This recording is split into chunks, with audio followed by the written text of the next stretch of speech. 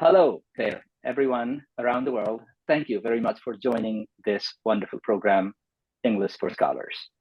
The objective of the program is to help emerging scholars and oftentimes established scholars to revisit their English academic communication skills in writing and speech, and by providing some materials to help them practice and reinforce their skills in the ways that they need. Today, we are here to record a brief conversation among us, addressing some of the questions about how to improve and enhance our vocabulary, not only to expand it, but also to enhance it for academic purposes. We're going to take up questions and answer them, and we're going to follow up and create a sort of conversation, so it'll be enjoyable for you to watch the video. Let me take the first question. Is it possible for non-native English speakers to have a good vocabulary like native English speaker? Non-native English speakers in English as foreign or linked language context don't need native level vocabulary. I mean words, idioms, local expression to do scholarly work. We provided activities for expanding and enhancing the use of academic vocabulary. A few tips to enrich vocabulary could be: take a pause while reading when you come across a word that says the right thing in the right place. Underline, define, make your own sentence in your journal. And if lacking of reading is the reason your vocabulary has stopped growing, you have to find the time to read. Around 200 hours a year. But passive reading won't transfer knowledge. You must read actively and engage in the process. We can expand our vocabulary by focusing on lexicon of the particular discipline and even particular genre. So read text with focus on vocabulary. Deliberately use words you are learning so they may stick. Don't just use big or complex words, as that's a common misunderstanding about vocabulary. Use the right word in the right place. It takes attention and effort to do that. To remember new words and better ways to use the word you know, review what you've recurred a few times, as well as using them a few times. Repetition adds long-term memory. All right, thank you, Shyam. So my question is, what can participants do within 1 week, which is not enough to expand and use their vocabulary? What could be to-do tips to enhance vocabulary even after this module training is over? One of the suggestions I would actually give to adult learners or scholars who would want to enhance their vocabulary is to use them in day-to-day conversations, if possible. Or if they're writing a journal, if they're writing their own diary, at the end of the day, use the words that they have learned and try to see if they can possibly find more synonyms of the words they have learned, because it is not possible to learn new words, like a lot of words, with their usage every week. Another thing I would definitely suggest is to keep an eye or ear to notice new words. So academic scholars or teachers like us, we come across different types of reading every day. We see articles, we browse social media, we read some historical facts, but we do see new words. We have to be conscious enough to notice these new words and then try to look for them in the thesaurus, in the dictionary. It doesn't have to be a book anymore, because due to internet, we do have a thesaurus in our phones these days. It's very easy. It's just click of a button. Within a few seconds, we get to see the meaning of the word. And if it is embedded in our own mind, we can start using it in future as well. Another thing, there is no alternative to reading if it comes to enhancing vocabulary, whether it's for students, whether it's for scholars, whether it's for emerging scholars or new teachers. One has to read, because reading not only exposes you to new vocabulary, but it also exposes you to the usage of the new vocabulary as well. Addressing that question of what do I do within 1 week during this program to improve my vocabulary? Obviously, the premise of that question is that you're not going to improve a lot of vocabulary and enhance the use of that vocabulary within 1 week. What we really want to do in this 1 week module is for you to learn the strategies.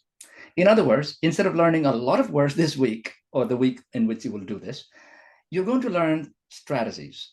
Learning here means, one, developing your own strategies and practicing those new strategies. So, for example, if you want to use the technique of reading more actively and applying those in your own writing, do that every day during the week. That will give you and get you in the habit of doing it, right? And commit to 2 strategies to outlast the week, so that for the rest of the month, you will use that technique for vocabulary. If you're not interested in developing your vocabulary beyond this program, we're absolutely fine. We're not going to follow you. But if you feel like, oh my God, I really need to improve my vocabulary and I like these strategies, then commit to using those strategies beyond the week. Make a list, because we are going to teach you a dozen strategies or maybe 2 dozen strategies. Pick your top three, and implement them for the rest of the month or maybe the year, right? Depending on what your goals and priorities are. The next question, like what research tells us or shows us about vocabulary development. Like one of the common cliches in the field of vocabulary is that without grammar, something still can be done. Without vocabulary, nothing can be done. But vocabulary perhaps is the lifeblood of a language, any language, English language, any language. But unfortunately, we don't teach vocabulary. And the reason we don't teach vocabulary is it's a slippery ground of any language. It's so varied, it's so vast, it's so expanded.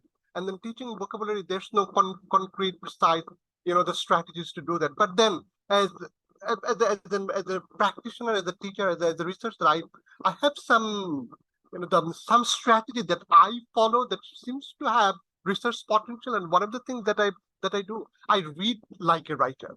Like vocabulary is coming from reading, but I read like a writer. What that means is that when I read something, I look at the semantic, mechanical, rhetorical options and restrictions a writer is, the adapting and avoiding to transcribe his or her thought. That's perhaps not enough.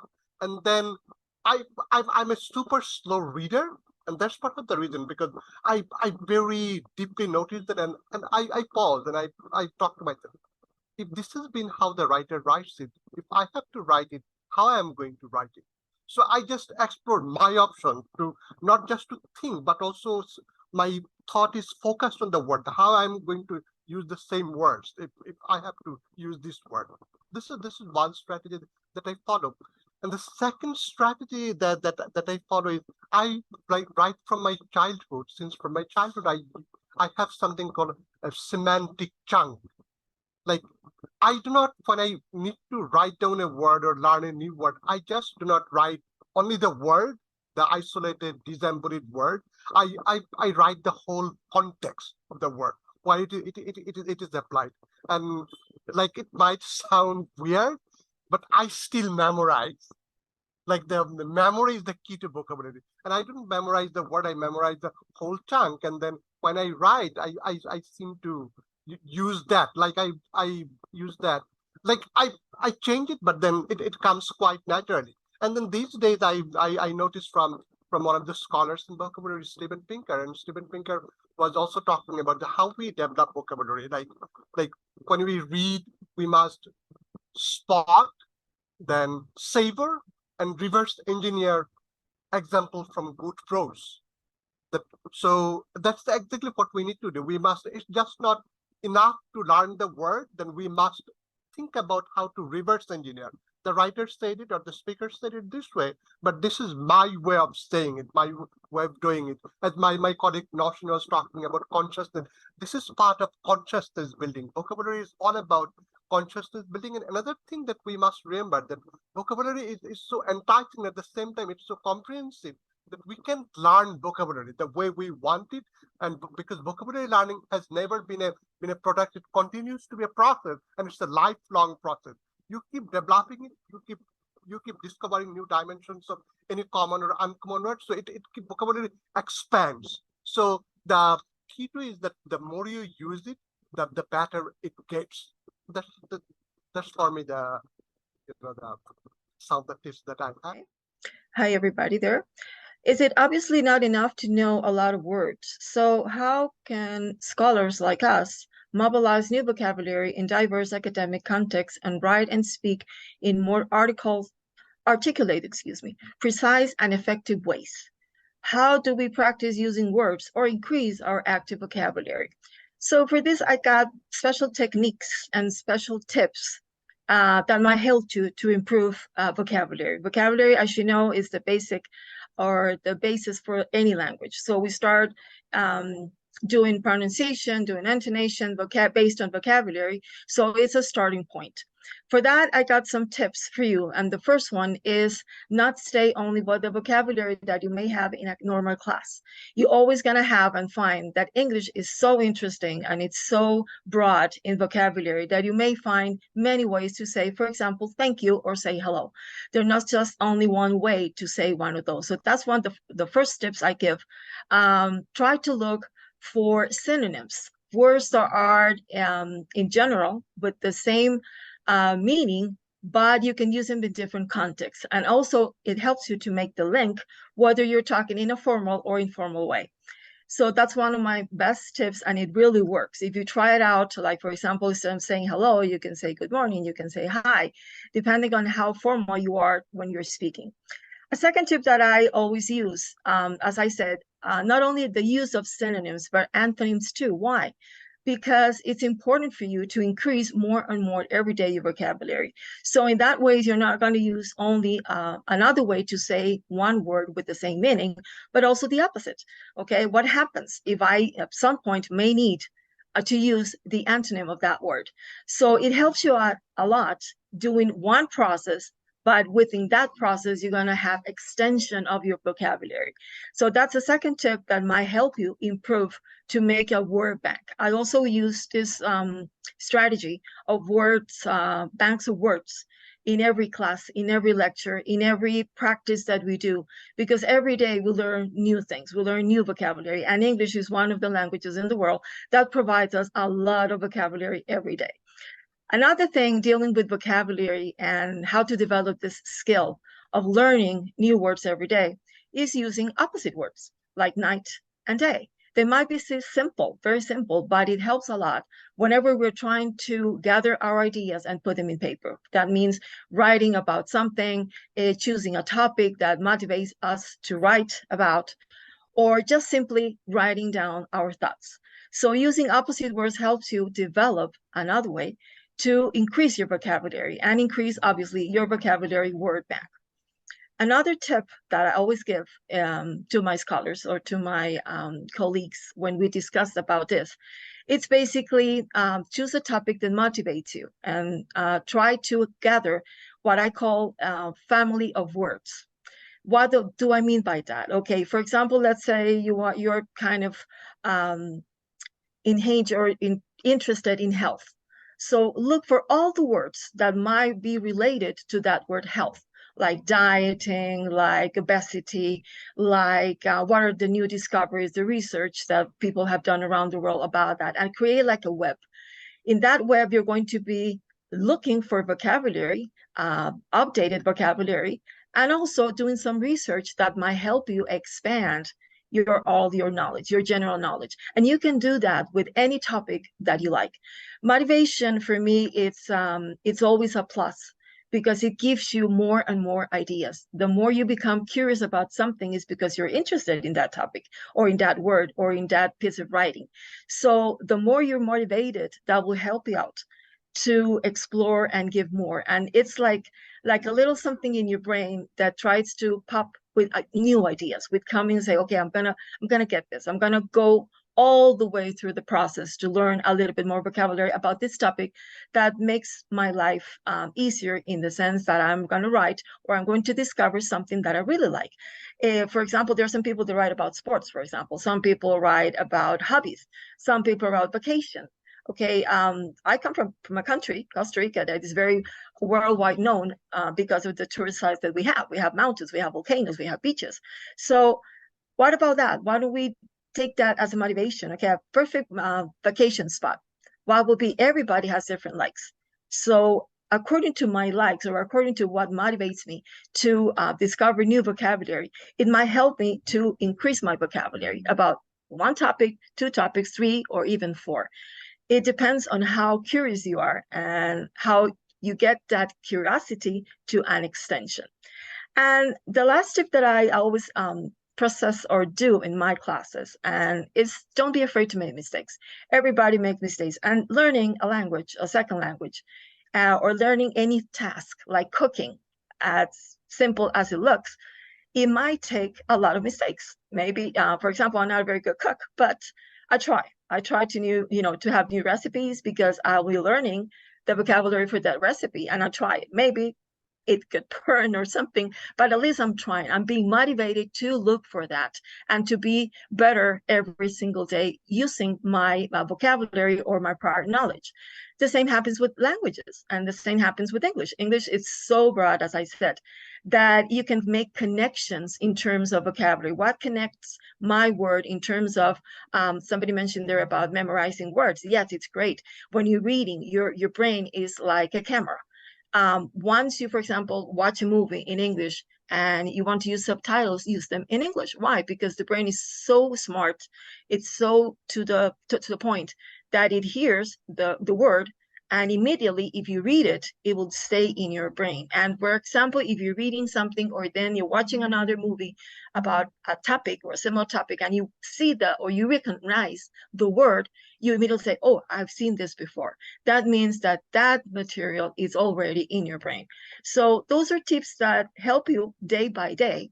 And my suggestion is that do it every 5 minutes or 10 minutes of every day to do this process. Like, for example, if you're studying, take 5 minutes, even before going to bed, and just review, read, take notes.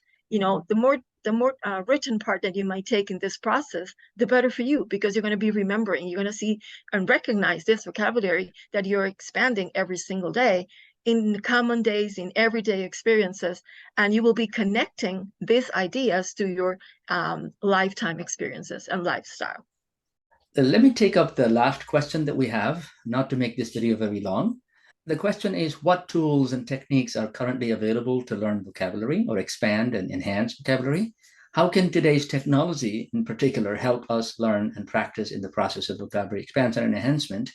The first thing that I would build on that other scholars have already raised is to grow your academic vocabulary rather than any kind of words, right? Like in the beginning, Casey was saying, you really don't need native English vocabulary because you're not involved in farming and business and whatever cultural life native English speakers have, nor are native English speakers in Britain or New Zealand going to come to your country and learn your very, very local cultural words of food and culture and history and politics, right? So you don't need that. The thing is, to enhance your and expand your academic vocabulary, you need to read your academic stuff. And while reading, like other colleagues have said, pay attention. And second, on the other side of this coin is it is not enough to gather a lot of tools, words. If you're a farmer, you're not going to simply buy all the tools and put them in your farm shed. What matters is really how many tools you're actually using to farm, right? That means read, but engage with the words and transfer that learning from reading to writing. So colleagues have already covered that. I would add that when you are trying to expand your vocabulary use rather than vocabulary learning, one powerful method is write carefully with the right word in the right place your next talk, and read and deliver. If you don't want to read, practice until you can deliver with the right word in the right place because you have almost memorized your paper, like a theater actor who can speak from memory. A lot of us, we tend to not really care about the right wording, right? Especially in speech. In writing, it's easier because you can pause, you can look up a synonym or antonym, and you can take time to look up words and so on and so forth. In speech, vocabulary becomes a little more challenging. That means prepare in writing, present after you have done a good preparation. This, if you do a few times, you're starting to use the right word in the right place because you took the time to take the slow, deliberate, prepared, rehearsed approach. So if you practice dancing in certain ways, when you go back to the dance floor, you're going to dance better. If you practice using the right word in the right place by using writing as your secret, now I'm a writing professor, you're going to use in speech also the right word in the right place. So that is how to mobilize better vocabulary. Otherwise, you're 40, you're 50, you're 60, and you're using a lot of fluffy words that really don't say what you mean, and you continue like on and on and on, right? In my home language, you say lang lang, sadai lang lang. Next is study and write about some what you care regularly. Colleagues have already said that, but I'm going to say study and absorb the wording of that discourse, and then use that wording of that discourse frequently. And that will allow you to expand your vocabulary use rather than vocabulary knowledge alone. The next is another really powerful tool. I have realized recently that the ChatGPT and other AI tools are complete bizarre nonsense when it comes to facts and when it comes to references, when it comes to many other things, right? But they're very, very powerful in a few things about language. One is grammatical writing. They write perfectly. We're not talking about grammar here.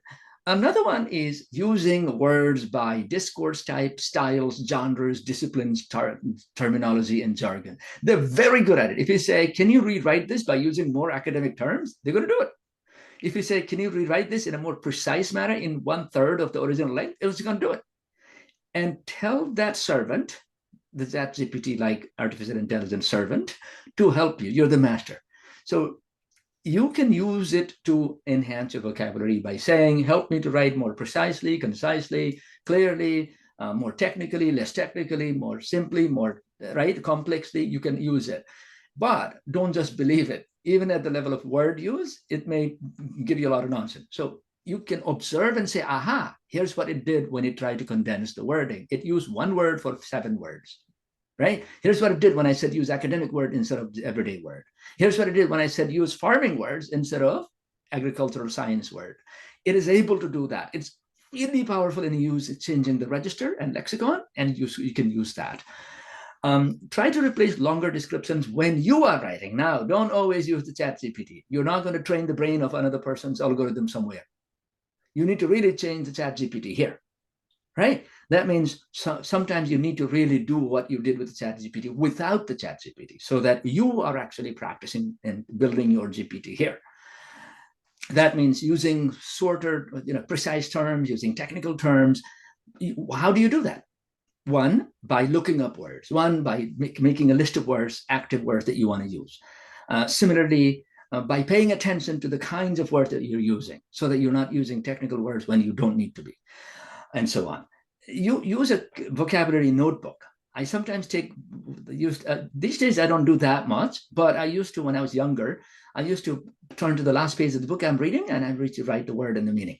I think Zaman was saying that earlier. To this day, I do that, but not as often. And this module is making me think I really need to do that again, because I want to add another 200 words in my academic vocabulary too in the next 1 year. So that is the strategy. Sometimes you can use Quizlet. Quizlet is a tool that will give you 3,000 academic vocabulary, and you can start clicking. And if you click, it will turn the other side like a flashcard. And then you can guess, click, guess, click, guess, click. And that way you can check and reinforce your understanding. But sometimes it'll give you a simple primary meaning. You may need to go a little deeper into the dictionary and the context and the jargon, whatnot. Sometimes you can take that a step further by slowing down your reading process and looking up the word in a dictionary, or even right-clicking the word and looking up the possible synonyms. When you look at the synonym, then you say, aha, that's the word I needed. So what happens is there's active vocabulary and there's passive vocabulary. By looking at the synonym, you are going to bring out the passive vocabulary that you know, but you're not using, right? That's how technology can help you. And finally, in addition to the Quizlet, you can also use translators. You know a word in your language, but you don't know it in English. So translate by using translator tools. You may be able to install a translator tool in your browser or even apps.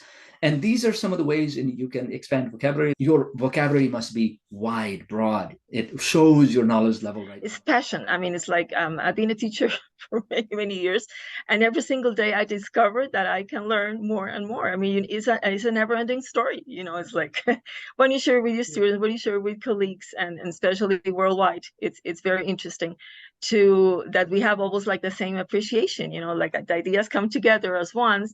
And we all cooperate, and we all are willing to help our students to learn more and more, even us, like today I was making this sort of test for certification, and I discovered a lot of things within my colleagues and my students, and it's so interesting, you know, that to share, not only to keep it to yourself, but to share is what is must be the most motivating part of all this teaching and engaging into the English language. So thank you very much for the opportunity.